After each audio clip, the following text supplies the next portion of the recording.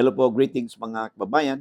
Ito pong muli sa Atty. Ruel Luong ng Batas Pinoy, ang ating pong channel, isa pong legal aid public service program inyong lingkod in collaboration with Integrated Bar of the Philippines, Manila Port Chapter. Ang ating pong topic sa episode nito ay may kinalaman sa sulat po sa atin ng ating taga-subaybay na si Aiza.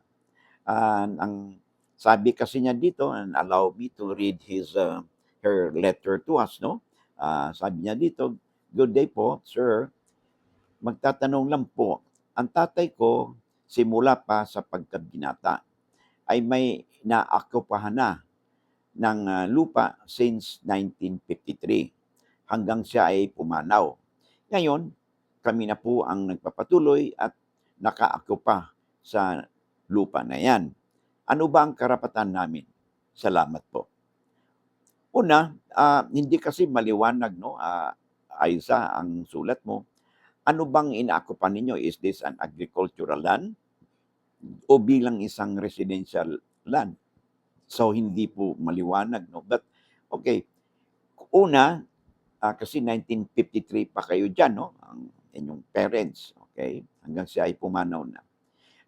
Kung ang lupa na yan ay classified as A and D, alienable and disposable land, at hindi naman po titulado yan. So, meron po kayong karapatan na applyan po ito ng titulo. Okay? So, patunayan lang ninyo, in this case, no, 1953 pa, nandun, naka-occupy ang inyong magulang. So, at saka pumanaw na siya, in short, kahit na wala ang magulang ninyo, ang karapatan ninyo na patunayan na yung lupang yan ay papasok na yung tinatawag nating at acquired by your family by acquisitive prescription, papasok na because yung pamilya ay naka-occupy dan sa lupang yan since 1953 pa hanggang siya ay pumanaw at hanggang sa kasalukuyan, no, ay kayo ngayon ang occupant doon sa property na yan.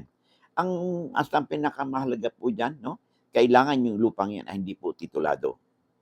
Then, nandun kayo, hindi dahil kayo ay nangungupahan lang. Hindi dahil kayo ay pinapayagan lang ng may-ari na tumira diyan, parang tinotolerate lang kayo. O kaya, nililis lang ninyo, nagbabayad ka ng upa. So kung hindi naman, okay, none of those that I mentioned, kaya nandun dyan sa lupang yan for the last, ano na yan, 1953, so 73 years, no? So that means, at nandiyan kayo since time na 1953 at bilang occupant na bilang nagmamayari ng lupa. Hindi lang nangungupahan kayo or hindi lang tinotolerate kayo ng may-ari. Nandun kayo in peaceful, adverse, continuous possession doon sa lupa in the concept of an owner. So bilang nagmamayari, hindi yung bilang nangungupahan lang, ha. So in that case, no, pwede ninyong ma-invoke yung acquisitive prescription as a means of having that land titled. So ang gagawin ninyo, you get in touch with the nearest office of the DNR, no? It could be the Sendro or Pendro ng DNR, or kung meron kayong geodetic engineer na kakilala, okay, o makuha po ninyo, alam naman po ng geodetic engineer, meaning licensed geodetic engineer, kung ano po ang classification ng lupa ninyo. Yan ba ay A and D, o alienable and disposable land? Kasi may mga situation po, no, na yung lupang yan, kahit na matagal na kayo naka-occupy dyan, hindi naman po classified as A and D. That could be, halimbawa, ay forest land, timber land, mineral land. And ako po, hindi po pwedeng mapapatituluhan po yan, no? So what is important is, ulitin ko po natin, kailangan yung lupang yan ay hindi titulado. Number 2, ang classification ng lupa is alienable and disposable land, or in shortcut, A and D. So yun po ang inyong tatandaan, ha. So at nandiyan kayo, nakatira kayo in the concept of an owner bilang nagmamay-ari. So ang first, hindi naman po sinabi ninyo kung kayo ba ay nagbabayad ng amilyar. Okay?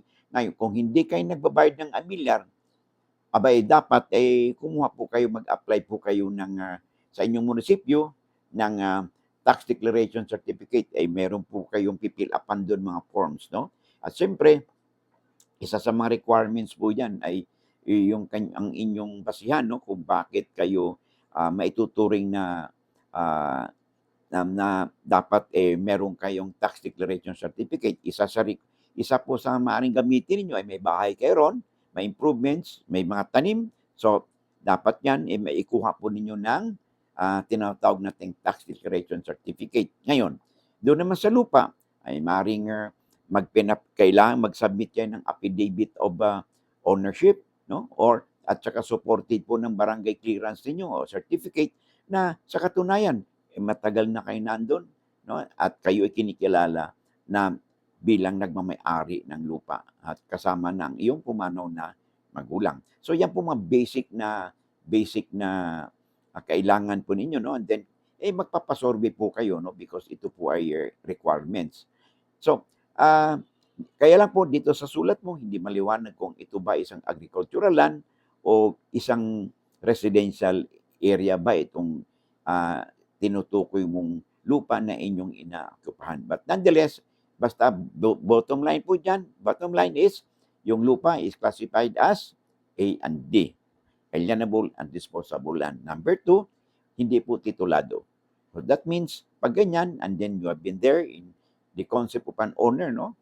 Tagal na kayo nakaposisyon dyan, tatay mo pa, then you can invoke yung tinatawag nating acquisitive prescription as legal basis po ninyo para makapag-apply po kayo ng pre-patent certificate, no? Doon sa pinakamalapit na office ng DENR. It could be the Sendro or the Penro, no, ng DENR.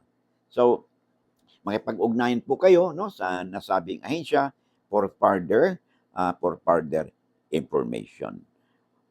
So, bago tayo magpatuloy, no, kung baguhan pa lang kayo at if you find our videos interesting and informative, ay hindi naman po siguro kalabisan pag ako po'y hihirit po sa inyo ng isang click po, no? Subscribe, share, and like, and of course, follow, no? So that we can further enhance, no, yung ating reach na mga kababayan po natin, no? Kahit man sila naroroon dito sa ating mundo, no? It could be mga OFWs po natin, o it could be your neighbors, your friends, your relatives, no? Or yung mga acquaintances lang po ninyo. Upang sila din, no, ay meron silang mapupulot na mga impormasyon na ating pinag-usapan because they too, no, ay may benefit, no, from our discussion. Kaya natin sinasabi, di ba, lamang na ang may alam sa batas. So, by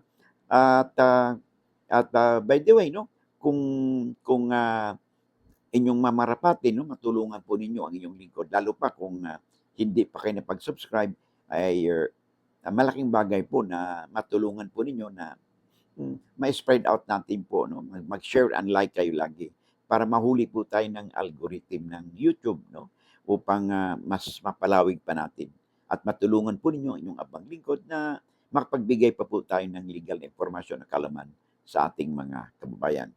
They could be your friends, your relatives, no, your acquaintances, o yung mga plain and simple na mga ano lang natin, mga OFWs, no, out of the country sila. But they too, no, lalo na sila, siyempre may pamilya din po sila dito sa atin, sa Pilipinas, at nandito rin po ang may mga properties din po sila dito, o may issue sa mana, no.